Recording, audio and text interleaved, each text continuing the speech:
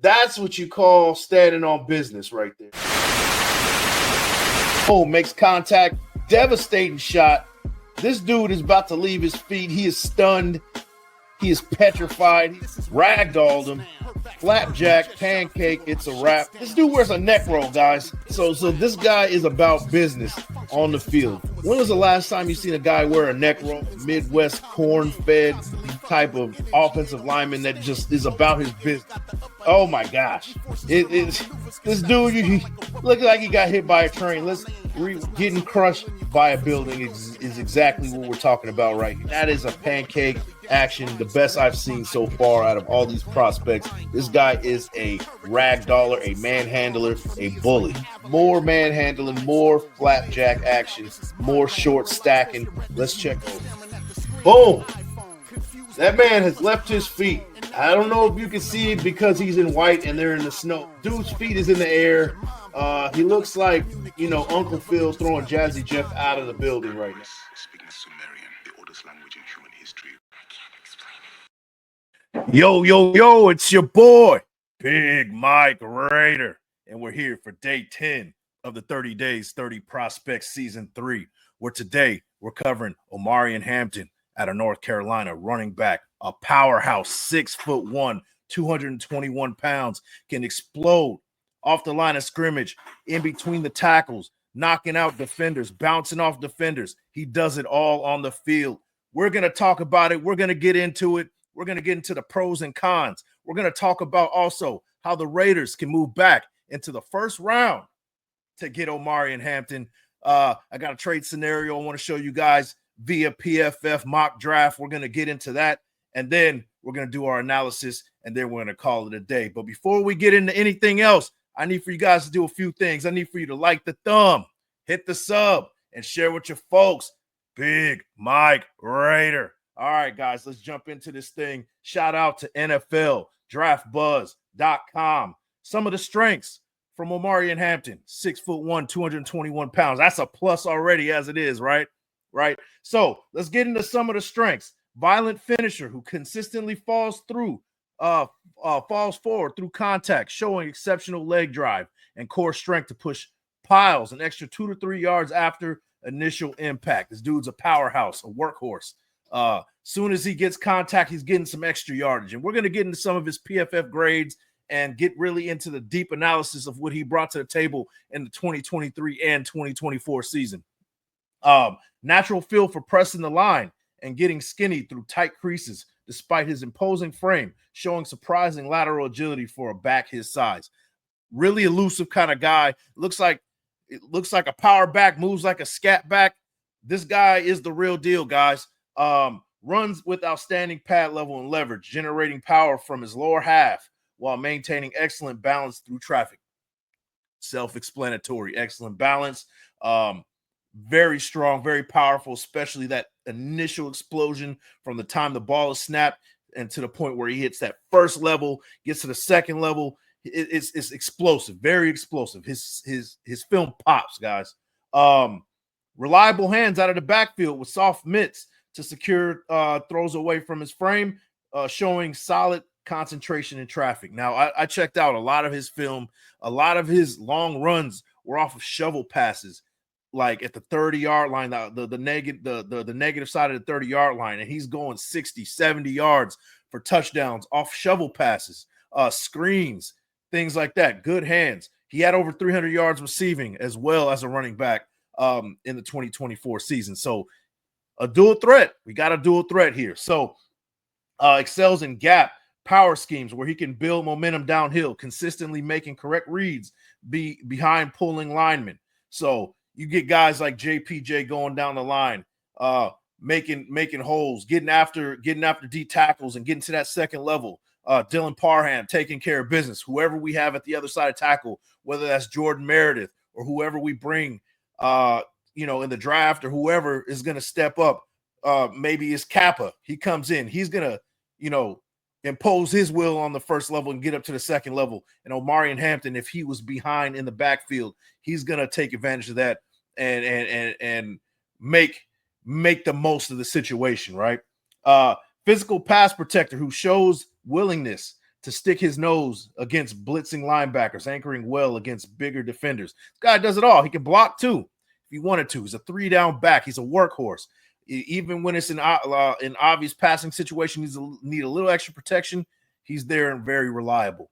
Outstanding contact balance allows him to bounce off glancing blows while maintaining forward momentum, rarely going down on first contact. Impressive running back, guys. I'm telling you, first contact, you got to bring the hat. You got to lay a hat if you're going to get him. You got to put a shoulder on him. You got to put a body on him.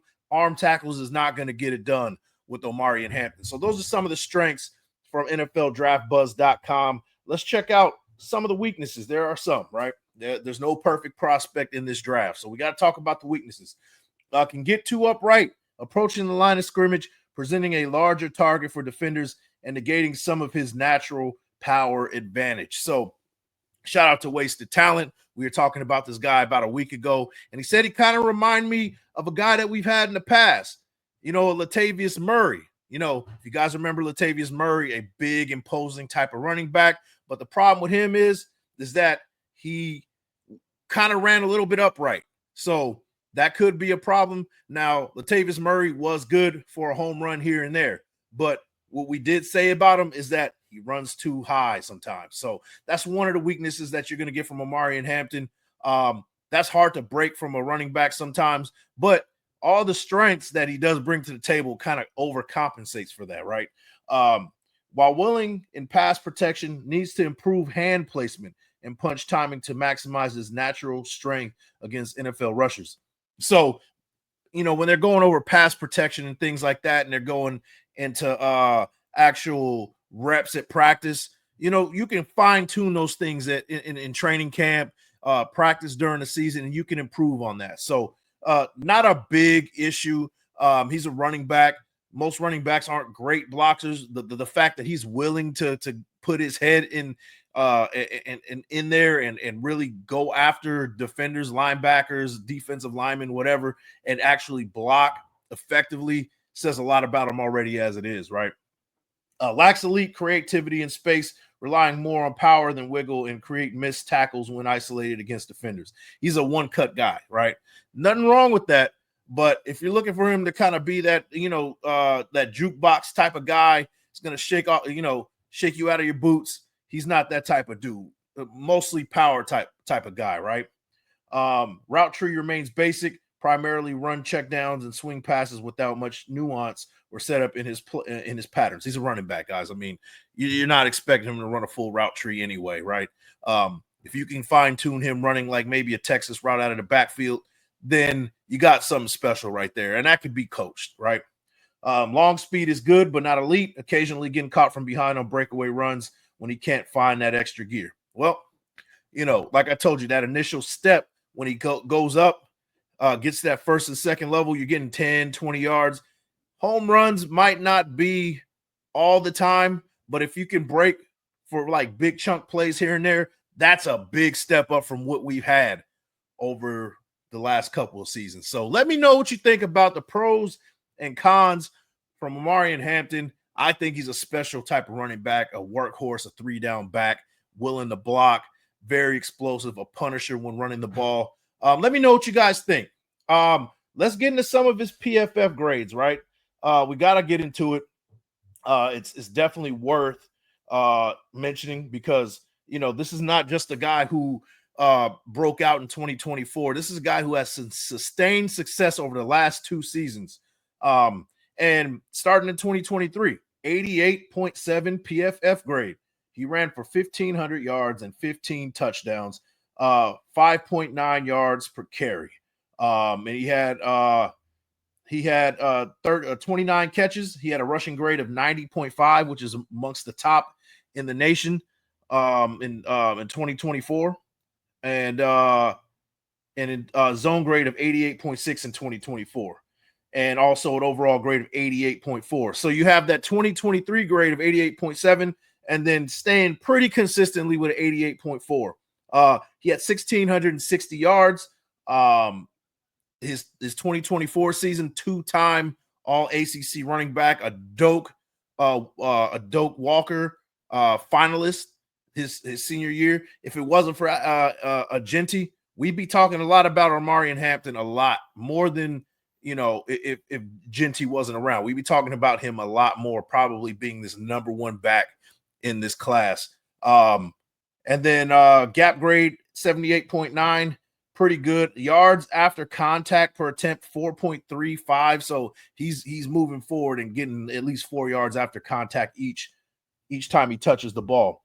So total yards after contact is 1,222 yards, which was second in the nation. That's pretty impressive. One of his most impressive games of the season in 2024 was against Florida State, where he had an 84.5 PFF grade. Let me know what you guys think about his PFF grades. Let me know what you think about his stats. Yeah, I think he's an impressive guy. I think we can move up back into the first round, for a second time after our first initial pick. Now I told you guys, moving back is the name of the game, but if we can move back up to get a guy that we really want, I'm for it too. We have some trade capital that we can give up, and I'll show you exactly what I'm talking about. But before we get into that, we're going to get into the analysis. So guys, buckle up. North Carolina's Omarion Hampton enters the 2025 NFL Draft as one of the most powerful running backs in the class. The 6-foot, 220-pound bruiser dominated the ACC in 2023, rushing for 1,504 yards and 15 touchdowns, while earning the first team All-ACC honors. He then topped this in 2024, rushing for 1,660 yards and catching 38 snags for 373 yards with 17 total touchdowns. This earned him another All-ACC and a Doak Walker finalist nod. Hampton's physicality, vision, and nose for the end zone make him a prototypical workhorse back built for Sundays. Hampton's strengths begin with his downhill running style. He's a physical defender who consistently churns out extra yards after contact. His vision between the tackles is excellent, allowing him to find cutback lanes and hit holes decisively. Hampton also shows surprising bursts at his size, capable of ripping off chunk plays when he hits the second level. Defenders routinely struggle to bring him down one-on-one due to his size and balance. However, Hampton isn't without weakness. His top-end speed is average, meaning he's not likely to outrun NFL secondaries for home runs. For the Las Vegas Raiders, selecting Hampton would be a move forward, reestablishing their physical identity. With the cupboards virtually bare in the running back room, Hampton could slide in as the Raiders' next bell cow back, giving him a bruising runner to wear down defenses and dominate in the red zone. Hampton's style perfectly complements the Raiders' offensive scheme, providing balance to a passing attack led by Brock Bowers and Jacoby Myers. Drafting Hampton gives the Silver and Black a long-term answer in the backfield and a true tone setter who thrives in the AFC West matchups where controlling a clock is vital. His physicality and nose for the end zone makes him a potential impact player from day one. So let me know what you guys think. That is Omarion Hampton analysis right there, strengths and weaknesses that I came up with. Let me know what you guys think about him. And guys, you guys are like, all right, yeah, I know he's a late first round projected guy. Let's look at the chart before I show you what I came up with as far as where we can pick him up, how we're gonna pick him up. I'll show you the draft placement where people are saying ESPN has him going at number 12. That's pretty high, right? To the Cowboys. And I can see the Cowboys kind of making that type of move, right? Kind of reaching to get their guy. 247 Sports has him going at 19. DraftNet has him going at 20. PFN has him going at 23. Draft Buzz at 28. So does PFF at 28. Walter Football at 29. And then you got some outliers. NFL.com has him going in the second round at 49. Todd McShay has him going at number 54. And CBS has him going at 65 on the later part of that second round. I think that the Raiders' sweet spot to kind of jump back into that first round after they make their first pick is at number 26. I said this on the previous episode. I made a mistake. It said 24. That's where the Vikings are picking. But I'm saying 26 where the Rams are picking. I think that the Rams would be looking for a tight end, a reliable tight end to complete that offense. They already got guys like, you guys already know Devontae Adams. You guys already know Puka Nacua. They're kind of missing that reliable tight end. And I feel like that they would really make a move to get a Michael Mayer, and will be willing to give up a first round if the compensation was correct, and it all kind of lined up correctly. So you're asking, how would that look? How would a trade look? Well, I'm going to show you how it would look. Let me see. I'm going to remove this real quick. Move that. And we're going to add that right here. Shout out to PFF.com on mock draft. So as you can see right here, I traded the number 6 pick to move back with the Cowboys. We got my guy Kenneth Grant with that first pick at number 12. So moving back is the name of the game. We got also a number 44 overall pick in that type of situation, right? And then we wanted to move back to number 26 to get back into that first round. So we asked for the Rams' number 26 overall pick. And in exchange, we gave up Michael Mayer and our 37th overall pick and a 4th round pick in 2026. We still keep a 2nd round pick because we got one from the Cowboys in a trade back. And we also give that second round pick, our original one at 37, to the Rams and Michael Mayer, an additional 4th round pick in 2026 to move back up to number 26 overall to get Omarion Hampton at number 26. That's how we get him. And then you guys can see the rest of the mock draft. And then I'll show you guys, it's kind of interesting how it kind of panned out. I'll show you how the rest of that draft panned out right there. So you got Abdul Carter at number 1. And then we traded back with the Cowboys at number 6. And they ended up getting Jahdae Barron from Texas, which I can see them doing too. A Texas guy staying in Dallas. I can see them doing that. Move up to number 6 to get that cornerback that they want. And at number 12, we get Kenneth Grant, which, I would initially got a Armand Mimbu in this situation, but he got picked by the Panthers at number 8.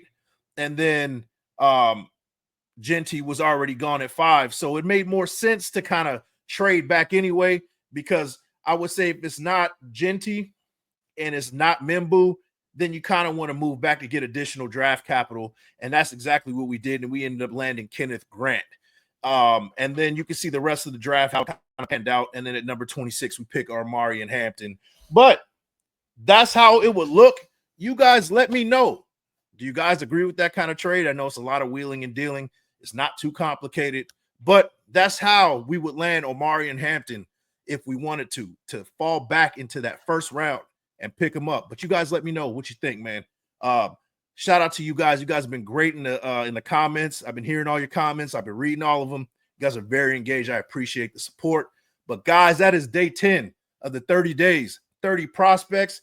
And hey, I'll see you on the next one. Peace. That's what you call standing on business right there. Oh, makes contact. Devastating shot. This dude is about to leave his feet. He is stunned. He is petrified. He ragdolled him. Flapjack, pancake, it's a wrap. This dude wears a neck roll, guys. So this guy is about business on the field. When was the last time you seen a guy wear a neck roll? Midwest corn-fed type of offensive lineman that just is about his business. Oh my gosh. This dude, he looked like he got hit by a train. Getting crushed by a building is exactly what we're talking about right here. That is a pancake action, the best I've seen so far out of all these prospects. This guy is a ragdoller, a manhandler, a bully. More manhandling, more flapjack action, more short stacking. Let's check over. Boom. That man has left his feet. I don't know if you can see it because he's in white and they're in the snow. Dude's feet is in the air. He looks like, Uncle Phil throwing Jazzy Jeff out of the building right now. Speaking Sumerian, the oldest language in human history.